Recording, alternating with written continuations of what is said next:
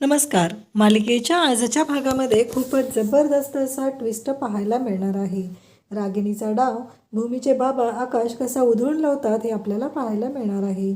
तर इकडे भूमी आकाशच्या मिठीत आहे आणि लहान मुलांनी भूमी आणि आकाशला एकत्र दोरा गुंडाळलेला आहे. त्या दोऱ्यामध्ये त्यांना बांधून ठेवलेलं आहे आणि त्याचवेळी तिथे भानुशाली येतो. भानुशालीला या सगळ्या गोष्टींचा खूप राग आलेला असतो. त्याला हे पटतच नसतं की माझी भूमी ही आकाशच्या जवळ गेलेली आहे, पण तो ही गोष्ट विसरत आहे की भूमी ही ऑलरेडी आकाशची आहे. भूमी कुठं भानुशालीची आहे ही गोष्ट त्याच्या लक्षातच येत नाही आहे आणि तो ओरडतच आता भूमीच्या अंगावरती जातो.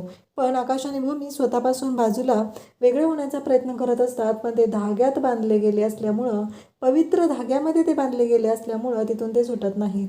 त्यावेळेस भानुशाली रागाने तिथे येतो आणि तो जो धागा आहे तो हाताने तोडून टाकतो आणि भूमीला म्हणतो, तुला कळतेस का, आत्ताच्या आत्ता गाडीत जाऊन बस. भूमी पण भानुशालीकडे पाहत असते आणि ती गाडीकडे बसायला जाते. आकाशला खूप वाईट वाटतं, कारण हा भानुशाली आकाशच्याच बायकोवरती अधिकार गाजवतोय आणि तो आकाशला दमदाटी करत आहे. ही गोष्ट काही इकडे आकाशला पटत नसते. त्यानंतर आपल्याला पाहायला मिळतं की भूमी त्याचबरोबर आकाश आता एकमेकांकडे पाहत आहेत आणि भानुशाली तिथं आलेला आहे. तर भानुशाली जो आहे तो म्हणतो की एक गोष्ट लक्षात ठेवायची, माझ्या भूमीपासून लांब राहायचं. तेव्हा आकाश म्हणतो की एक गोष्ट तू लक्षात ठेव, कारण भूमी तुझी नाही आहे, भूमी माझी आहे आणि आत्ता आम्ही नात्याच्या पवित्र धाग्यामध्ये आम्हाला देवानेच बांधून ठेवलेलं आहे, म्हणून आम्ही एकत्र आहोत, एवढं लक्षात असू दे.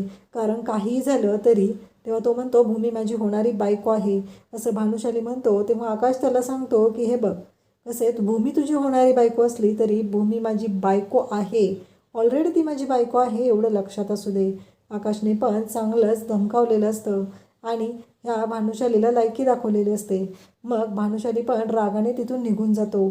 आकाशला पण खूप राग आलेला असतो. जे काही घडत आहे ते पूर्णपणे चुकीचं आहे हे आकाशला माहिती असतं, पण भूमीची मेमरी गेल्यामुळं आणि निलंबरीच्या घाणेरड्या डावामुळं हे सगळं घडत असतं. तर इकडे भूमी आणि भानुशाली आता गाडीतून निघालेले असतात. तर भानुशाली हा भूमीवरती अरेरावी करत असतो. भूमीला मुद्दामून त्रास देत असतो, तिचा हात दाबत असतो. भूमीला दुखत असतं, पण भानुशालीला राग आलेला असतो आणि तो भूमीशी असभ्य असं वर्तन करत आहे. भूमीला तो म्हणतो, कुठे जायचं सांग. तेव्हा भूमी म्हणते, मला घरी जायचं आहे. भानुशाली म्हणतो की मी तुला एकच विचारतोय की तू त्या आकाशच्या जवळ काय करत होतीस, तू एवढी आकाशच्या जवळ का गेलीस. तेव्हा भूमी म्हणते, मी मगाशीही तेच सांगितलेलं आहे, आकाश आणि मी एकत्र होतो हे अनावधानाने घडलेलं आहे. मला माहिती नव्हतं आकाश तिथे वडाच्या पूजेला येणार आहे. मला आई घेऊन गेलेली, म्हणून मी आईसोबत वडाच्या पूजेला गेले होते. मला काहीही माहिती नाही आहे की हे सगळं कशामुळं घडलेलं आहे, काय झालं. आम्ही अगदी ॲक्सिडेंटली तिथं भेटलो गेलो आणि त्या मुलांनी आमच्या भोवती धागा फिरवला, आम्हाला काहीही माहिती नाही, हे भूमी बोलत असते. तेव्हा भानुशाली म्हणतो, खोटं बोलतेस तू.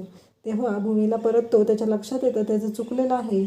मग भानुशाली भूमीला म्हणतो, तुला माहिती आहे ना मी पॉझिटिव्ह आहे, तुला एक सांगू का, तू कोणाशी पण बोल, तू स्वतंत्र आहेस, पण तू त्या आकाशच्या जवळपासही जायचं नाही, कारण मोठी माणसं कशी असतात तुला माहिती नाही आहे, असं तो बोलत असतो. भूमी म्हणते, मला घरी जायचं आहे. तो म्हणतो की आपण कॅफेमध्ये जाऊया. भूमी म्हणते की नाही, मला कॅफेमध्ये जायचं नाही आहे, मला घरीच जायचं आहे, असं भूमी स्पष्टपणे सांगत असते. त्यानंतर आपल्याला पाहायला मिळतं इकडे आकाश आणि मानसी घरी आलेले असतात. घरी आता रागिणीने पुढचा डाव आखून ठेवलेला असतो. तो म्हणजे रागिणीने काही माणसांना बोलवलेलं असतं आणि ते म्हणजे ते गुरुजींना बोलवलेलं असतं आणि गुरुजींना आकाशाने इकडे वेदांगीच्या लग्नाचा मुहूर्त काढायला सांगितलेलं असतं आणि आता 30 जूनचा मुहूर्त काढलेला असतो. अगदी 8च दिवसात लग्न करून टाकायचं आहे असं रागिणीने ठरवलेलं असतं आणि त्याचमुळं गुरुजींना बोलवलेलं असतं. आकाशला खरं तर खूप राग येत असतो. आकाशला हे कळत नसतं की हे सगळं काय होतं आहे आणि हे सगळं आपण काय करतो आहे, कारण आपण भूमीला आपल्या जवळ आणण्यासाठी करत होतो, पण घडत तर दुसरंच होतं असं आकाशला वाटू लागतं. त्याचवेळी मानसी म्हणते, पण भाऊजी तुमच्या एक गोष्ट लक्षात येते का, आत्तापर्यंतचे सगळे डाव उलटे झालेले आहेत, म्हणून तर भूमीताई हे घर सोडून गेली आहे. त्यावेळेस आजी पण म्हणते, मला काय माहीत नाही आहे, मला भूमी या घरात आलेली पाहिजे बस, असं आजीचंही म्हणणं असतं. आकाश म्हणतो की हो, काळजी करू नकोस. आणि मग वेदांगीबरोबर आकाशचं लग्न लावायचा डाव आता रागिणीने आखलेला आहे आणि आकाशला सांगितलेलं आहे की भूमी पॉझिटिव्ह होऊन परत येईल. पण इकडे रागिणीच्या मनात वेगळंच चालू आहे. त्यावेळेस पौर्णिमा म्हणते, 1000 बायका मेल्या असतील तेव्हा ही एकच जन्माला आलेली आहे, असं पौर्णिमाचं म्हणणं असतं.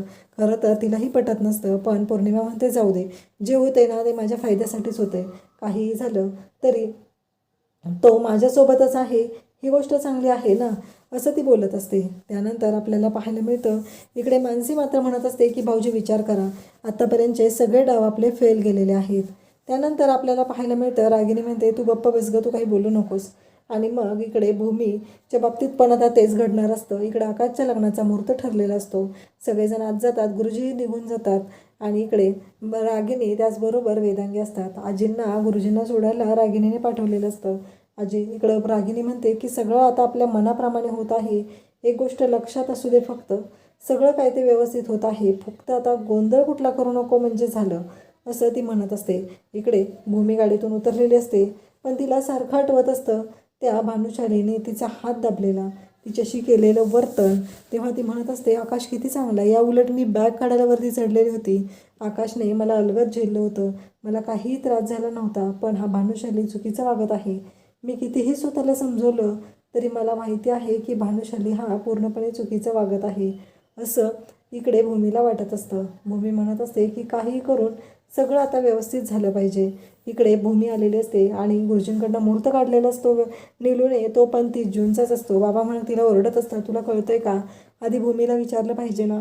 पण इकडे नीलू ऐकायला तयारच नसते. तिचं एकच म्हणणं असतं की आपल्या काही शब्दाबाहेर आहे का आपली पोरगी, काही झालं तरी तिच्या म्हणण्याप्रमाणेच आपण सगळं करणार आहोत ना, असं ती म्हणत असते. त्यानंतर आपल्याला पाहायला मिळतं की इकडे भूमीला त्याचबरोबर भूमीला प्रशांतला नीलू ओरडत असते. ती म्हणत असते की मी जे करते ते योग्यच करते आहे ना भूमी, लक्षात असू दे, तिकडं पण मुहूर्त निघलेला आहे वेदांगी आणि आकाशरावांच्या लग्नाचा, उगाच आपल्यामुळं कोणामध्ये प्रॉब्लेम येईल नको. बाबा म्हणतात की अगं शांत हो, तिला बोलू दे, तिला बोलायला सांगितले ना मी, मग तू कशाला बोलतेस. तेव्हा नीलू म्हणते हां बोलेल ती. आता भूमी म्हणते की काहीच हरकत नाही, मी या लग्नाला तयार आहे, उगीच माझ्यामुळं कोणाचं नुकसान व्हायला नको, असं भूमी सांगते. त्यानंतर भूमीला तरीही वाईट वाटत असतं, आकाश एवढा छान आहे, तो माझी एवढी काळजी घेतोय, पण या उलट भानुशाली मूर्ख आहे, त्याला फक्त आणि फक्त वेगळ्या गोष्टींसाठी तो मला विचारत आहे, कारण काहीही झालं तरी त्याच्या मनात राग आहे, हे भूमीच्या चांगलंच लक्षात आलेलं असतं. त्यानंतर आपल्याला पाहायला मिळतं की इकडे माधवराव मात्र खूप चिडलेले असतात. ते म्हणत असतात काय करतेस नीलू, तू तुझ्या लक्षात येते का, अगं भूमी काही झालं तरी या घरची मुलगी आहे, तुझी मुलगी आहे, आणि तू तिच्याशी कसं वागते तुझ्या लक्षात येते का, असं म्हणत ते बोलत असतात. पण भूमीच्या बाबतीत आकाशी आता शांत राहिलेला असतो. त्यानंतर आपल्याला पाहायला मिळतं इकडे नीलूला रागिनीचा कॉल आलेला असतो आणि रागिनी तिला म्हणत असते की बाहेर एक माणूस पाठवलेला आहे, त्याला जाऊन भेटा. आता नीलू म्हणते की मी देवाच्या समोर पेढा ठेवते आणि तुळशीलाही नमस्कार करून येते, असं म्हणत ती जाते. त्या माणसाने अनोला पाठवलेलं असतं. तर नीलूला इकडे प्रश्न पडलेला असतो, म्हणजे पैसे दिलेले आहेत म्हणायचं. तेवढ्यातच रागिनीचा फोन येतो. नीलू म्हणते बरं आला फोन, आता बोललं पाहिजे ना. आणि मग रागिनी तिला विचारायला लागते. तेव्हा नीलू म्हणते की पैसे दिलेत का इतके. तेव्हा रागिनी म्हणते डिवोर्स पेपर आहेत, त्याच्यावरती भूमीच्या सह्या घ्यायच्या आहेत. इकडे मी आकाशच्या सह्या घेईल, तिकडे तुम्ही घ्यायचे आहेत, माहिती आहे ना. जर सह्या घेतल्या नाही तर काय होईल, जोपर्यंत भूमीचं लग्न आकाशसोबतचं मोडत नाही, डिवोर्स होत नाही, तोपर्यंत भानुशालीसोबतचं लग्न तिचं ग्राह्य धरलं जाणार नाही, हे तुमच्या लक्षात येते ना, असं रागिनी बोलत असते. त्यानंतर आपल्याला पाहायला मिळतं की इकडे रागिनी खूप चिडलेली असते. दुसऱ्या दिवशी मुद्दामूनच ती आकाशच्या जवळ गेलेली असते आणि आकाशला म्हणत असते, भडकवायचा प्रयत्न करत असते, जर भूमी सोडून गेली तर, ती त्या भानुशालीबरोबर केली तर, लक्षात येते का आकाश तुझ्या, असं म्हणत ती आकाशशी बोलू लागलेली असते. आणि आकाशच्या पुढं काही पेपर असतात, ती फाईल आकाश झाकून देतो. सह्या करता करता त्याने ती फाईल तशीच बंद केलेली असते. आणि आता रागिनीच्या हातामध्ये डिवोर्स पेपर आहेत, ज्यामध्ये भूमी आणि आकाशच्या लग्नाचा डिवोर्स आहे, तर नात्याचा शेवट आहे. इकडे भूमीला पण ते पेपर दिलेले आहेत. त्यावेळेस बाबा मात्र भूमीची बाजू घेतात आणि म्हणतात की नीलू मी हे कदापि होऊ देणार नाही, कारण माझ्या मुलीच्या बाबतीत तू असा कोणताही निर्णय घेत नाही, आता मी स्वतःच सगळं तिला सांगून टाकणार आहे. इकडे भूमीला आकाशचा फोन आलेला असतो आणि आकाश म्हणतो गुड न्यूज द्यायची आहे. तेव्हा भूमी म्हणते मला पण द्यायची आहे. आकाश म्हणतो की आमच्या लग्नाचा मुहूर्त ठरला आहे 30 जून. इकडून भूमी पण ओरडते 30 जून. आकाशलाही धक्का बसतो, भूमीलाही धक्का बसतो. अशाच अपडेटसाठी चॅनलला सबस्क्राईब करा. थँक्यू.